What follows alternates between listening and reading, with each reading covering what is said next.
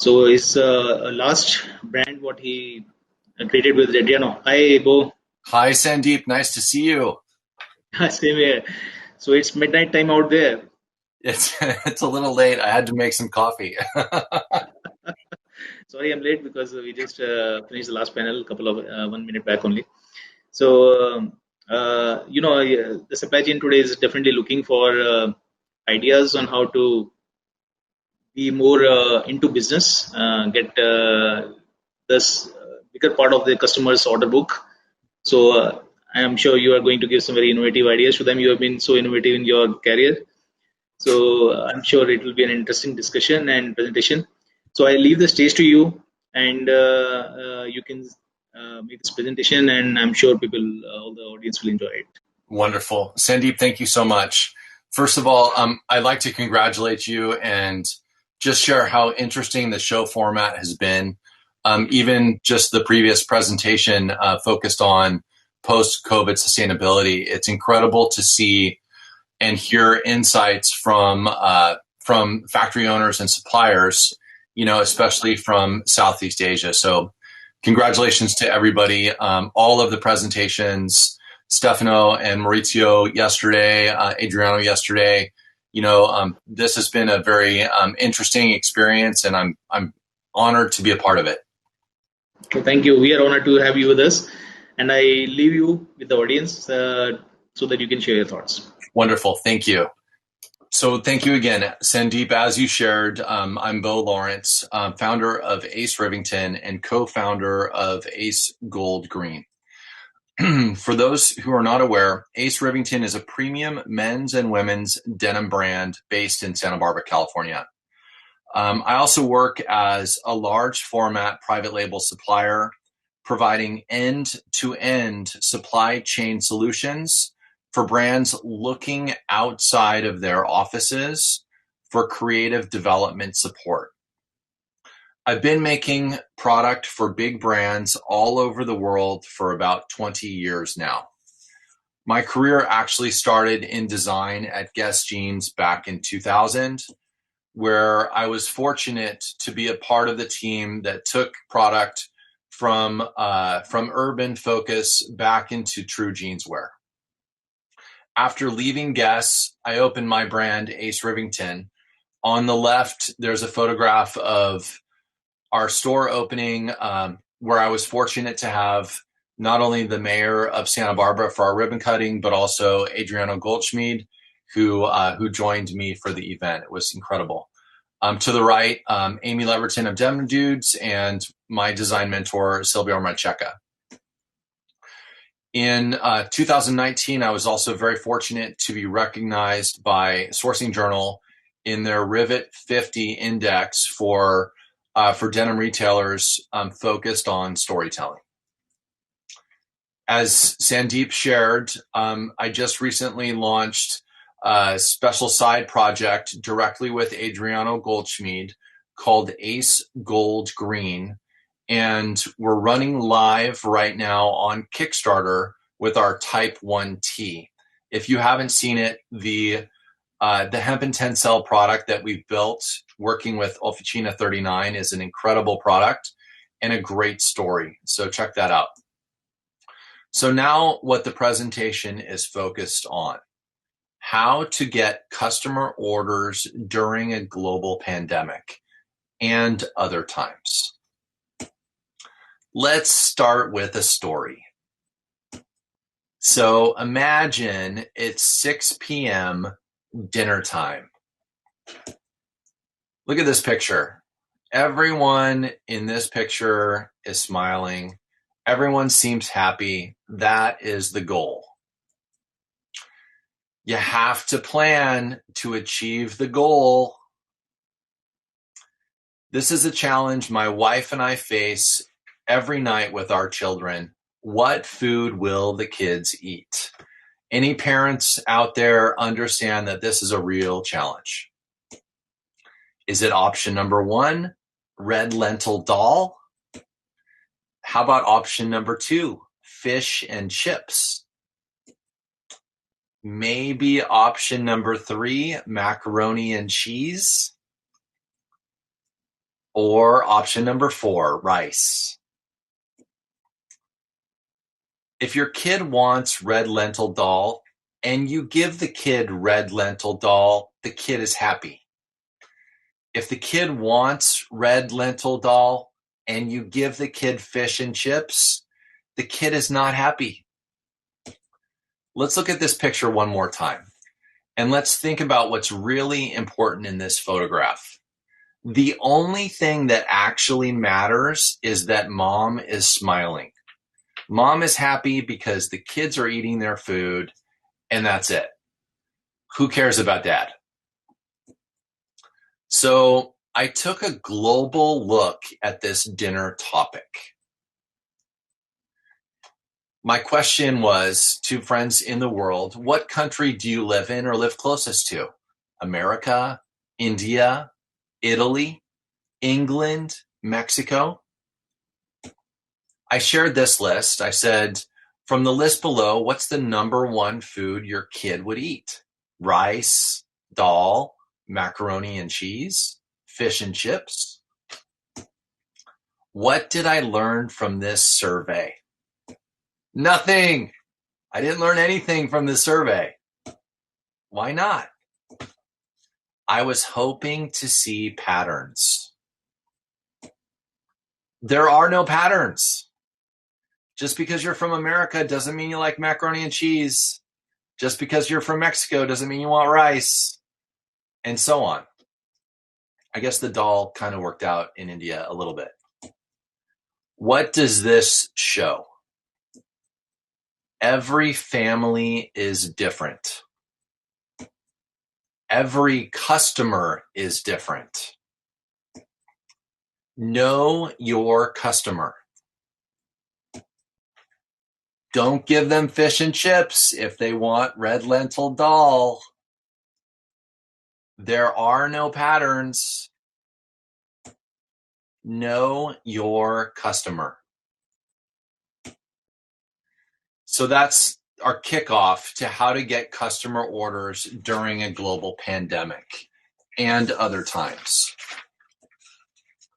What I won't be teaching you in this presentation, nothing about shorter lead times, improving your costing, or making better quality products. If you don't already know those things, you have bigger problems with your business. I'm going to share everything about serving the end consumer in an intelligent way for your business. In today's reality, many of your old relationships and companies are gone. You're not going to get the same guidance you once did on the product needs of a brand. It's time for you to start looking at your business in a smarter, service-oriented way. Because you know what? The orders aren't going to magically show up in your inbox anymore. What suppliers at every step of the cycle have to do is consider the consumer at the end of the cycle. I call this circular design, and the only aspect of sustainability that ties to circular is survival. You have to serve the end consumer. Understanding as suppliers, it's not, your job isn't only to serve the next purchaser in the path, it's to serve the end consumer. For today's challenges, we're not meeting face-to-face to look at product or to touch and talk about product and hand feel and fabric weights. We all know that. And honestly, this is no difference for the actual consumer who mostly is staying at home, in general might be making purchases online. That's where they're buying digitally. They're just looking at product online. So for today's opportunity, you can change the way that you work. And respectfully, most of you are so excessive in the way that you build your new collections and assortments of new product. Stop doing that. Just because you and your teams have checked all the boxes for trending words like sustainability or green or organic, it doesn't mean what you have made is good or that the customer will even be interested in it. Slow down. Look at your history. Look at what has worked for you and your company. Only do that, but better. There's a way to make that product better. For the fabric mills that are out there, again, consider your history. Look at your past and present customers and the future customers that you aspire to serve. Consider the DNA that your business was built from. Your most popular fabric qualities, your most popular cast options. Consider where you want your business to go. Is there innovative technology or earth-conscious strategies you've already invested in or that you're thinking to introduce? And with that, combine what has worked with where you want to go. Your core fabric constructions that your customers have bought make sense. Can you offer them with a more earth-conscious fabric finishing, certified fibers, and base denim color options that are easier to modify, especially with technology? Don't overcomplicate. Remember, if we use the extreme of online shopping as the example, customers aren't even touching the fabrics until it shows up in their homes. If they're loyal to the brand where they purchase their goods from, chances are they're shopping the brands based on familiarity. Make sure you're offering them what they want. And you have to ask yourself, what do you want to be known for? Make it easy for your customers to understand and to buy. Know your customer. For the factories and laundries, again, consider your history, your past and present customers, and the future customers you aspire to have. How are you serving the business instead of waiting for customers to show up with tech packs? What happened in 2019? Did you get any reorders that year? Did any of the products that were originally placed for the same time period in 2020 look like the successful products from the same shipping period of 2019? You guys, it's not that hard. Look at your history and do the work for your customers. Provide more service. For the top 5 best-selling products you sold in 2019, have you developed them on the same fabrics in other color options for your customers? Do you have access to your customer's website from your office? When was the last time you and your team had a meeting to review their best sellers online? It's not that hard. Know your customer. For the brands, there's things that you guys can do too. And certainly your day of accountability is here. Honestly, I don't care if you've got $1 billion business or a $1 million business. It's all the same, just extra zeros. Why do you need more than maybe 1 or 2 hardware finishes on your products? You really don't. Why do you need to introduce another dark clean wash this fall if the same one and the same fabric you ran last fall sold? Let me see if I can, for a second. That's going to be too complicated for me. Let's see it. Hold on. I think I got this. Okay, so I want to share a story, and this is a story about me getting yelled at with like blood in the face, mad, French guy who owned a big company that I worked for a lot of years.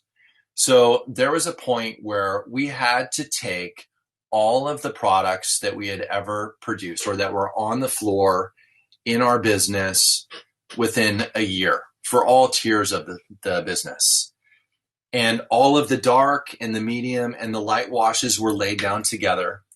And what we were challenged with was, why do you have this and this and this and this? Does the customer really know the difference?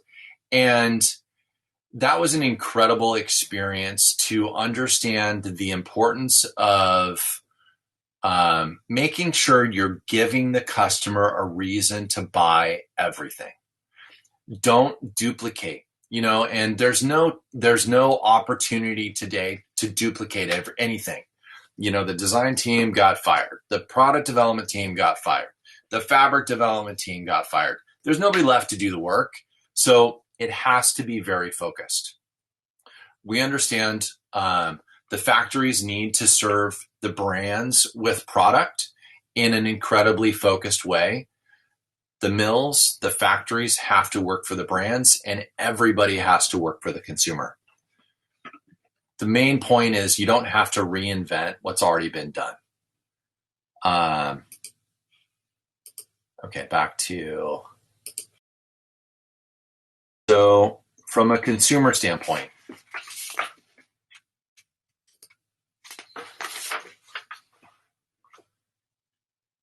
there we go. Shop. We all have to shop. And I'm talking about you guys acting. Sorry.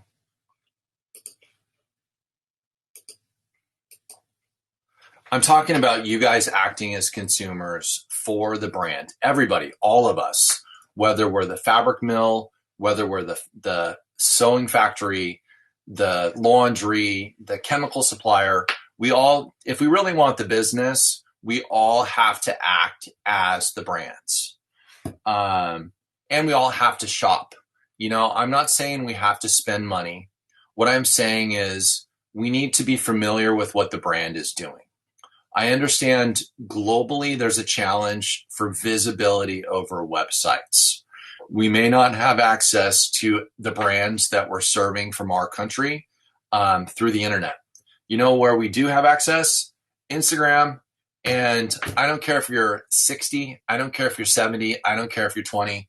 If you have a customer and you do not have Instagram and you're not paying attention to what they're doing, then you're not knowing your customer. You're not serving your customer. For all of the talk about sustainability, business development, COVID, all these things, there's some simple steps that we can all take to know our customers more effectively. If you do not have an Instagram account, set up one today. Follow all of the customers that you serve or that you aspire to serve, because you're going to learn something about their business. That's a big step. Sign up for mailing list. If you have access to their website, sign up for their mailing list.